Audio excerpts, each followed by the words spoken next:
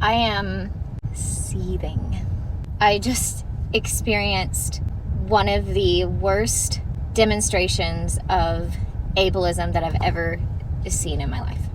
And being the mom of a medically complex child, I know that there will be more. I know that there are people who've experienced probably far worse than what I'm about to describe to you now, but I need to calm down. I'm going to calm down, and then I'm going to try as hard as I can to use this as an opportunity for education rather than so much venting. It is literally hours later. I'm just now sitting down to talk about this. I went to an appointment today for Marcelly. After the appointment, I met Josh for brunch, which is great. We haven't been to brunch together in a while. Most of the time when we are out, I keep Marcelly in her car seat because of situations like what I'm about to tell you, but she needed a diaper change, took her to the bathroom, we came back, and as we were coming back to our seat, I saw these two ladies like eyeballing us, like, oh my gosh, the baby is so cute. So I actually hand Marcelly to Josh so that I can finish my coffee and get settled. One of the ladies looks over and she continues to, dote on her. Oh my gosh, she's so cute, she's so cute. And I'm like, thank you. And she goes, oh my gosh, hang on, I gotta come around and see her. To which I'm like, no you don't. But because I'm so tired and caught off guard, and I don't say anything, but she, thankfully kept her distance, but she purposefully walked over. This is Josh and she's right here. And she's like, oh my gosh, she's just so cute. I just gotta see her face. Oh my gosh, she's so cute. And then she comes around and looks at me and goes, so what's going on with her? She was referencing her NG tube when she asked this.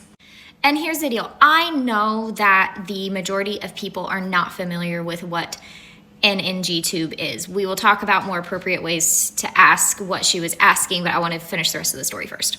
So because I am a mom to a medically complex child and a former pediatric physical therapist, I want people to be as educated as possible. I explained to her, my daughter has a rare neurological disorder called lissencephaly, which affects her motor skills as well as her ability to swallow safely. So she needs to have a tube placed in her nose, which goes down to her stomach, and that is how she gets her nutrition. And she goes, wait, what is it called? And I said, it's called lissencephaly. It starts with an L. It affects, all of her development essentially. And I genuinely, I don't mind educating people even when they ask and, not the best way. I believe all children deserve to be seen and to be heard. I don't want people to be uncomfortable around my daughter. So, ask me questions. I don't mind. But here's where it took a turn. She proceeds to tell me that her friend, I guess, works for this company that specializes in brain health. I didn't get the whole story, but, I immediately was triggered when she was like, my friend works for this company that specializes in, brain health and keeping the brain healthy. And she works with, kids with autism and ADHD and yada, yada, yada. And I immediately just shut down. I have no idea what the company was. I have no idea if it was supplements or a program or anything like that. It doesn't matter. My kid is not somebody for you to fix. She was created with unique abilities and disabilities, but she's not somebody for you to fix. It was so frustrating because we felt preyed upon in a way. I felt like she saw her NG tube and was almost plotting, investigating her, which is just yuck.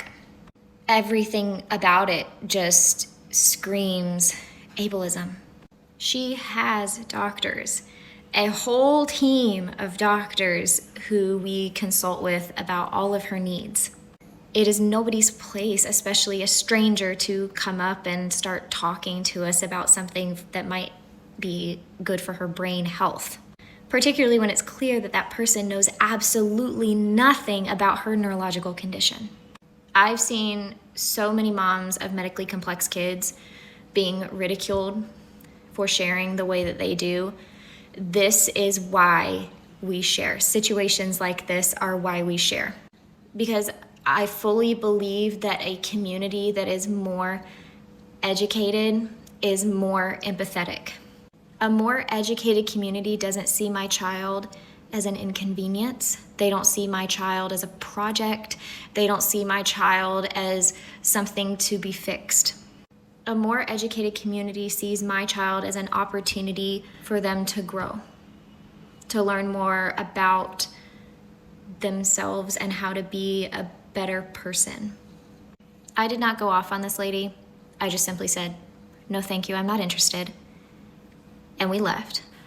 Part of me wishes that I would have said something, but I think I was too angry in the moment to say anything that would have been impactful in a positive way. So, ma'am, if you do happen to see this, I didn't even catch your name. You didn't even tell me your name.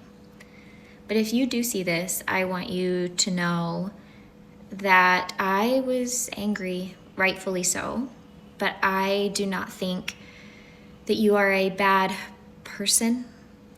And I hope this can be an opportunity for you to grow and do better. In the future, if you see a baby, any baby, please do not approach that child without asking their parent. Really ever, but particularly during this season of respiratory viruses. My daughter is medically complex, and had you had any kind of cold and coughed or sneezed near her, she could get sick, and that's not cool. So point number one, please do not approach any child without asking permission from the parent first.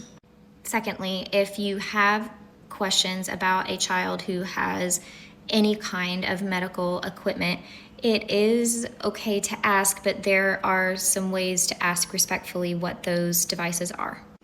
For example, in my situation, oh my goodness, she's just absolutely precious. I'm curious, would you mind me asking what the device is that's in her nose? I would love to learn more about it. It's okay if you don't feel comfortable sharing, and then give them the opportunity to tell you whether they are or are not comfortable sharing that information with you, because to be honest, they might not want to talk to you about it, and that's okay, because that's their child's health information that you're not entitled to. If they do choose to educate you, you listen intently. If they give you the opportunity to ask more questions, ask them, but again, ask respectfully. Would you mind telling me more about that? That's really interesting. And then at the end of the conversation, you say, thank you for taking the time to tell me about your amazing child. I appreciate you teaching me something new. Have a great day, and you leave. They are being vulnerable in that moment by choosing to share something with you in hopes that you learn more about their child and children like them, so that our kids can grow up in a world that loves them just the way they are. When you take that moment of vulnerability and use it as an opportunity for personal gain or gain for somebody else, no matter how good your intentions might be or how helpful you think that information might be, it's manipulative. You are a stranger. It's not your place. It's just not. And it really discourages us from sharing with people in the future about these conditions. And that's really unfortunate, because stigmas are perpetuated by fear. Stigmas are perpetuated by misinformation. Stigmas are perpetuated by ignorance. And the only way we're going to eliminate these stigmas is by improving education, but also becoming more emotionally aware people, becoming kind people who are willing to listen more than we speak. If you have ever been this person that I am describing, I do not want you to bury yourself in shame. I just want you to commit to be better. People with disabilities are people, plain and simple. When you see them as something to fix, you are making them less, and none of them deserve that.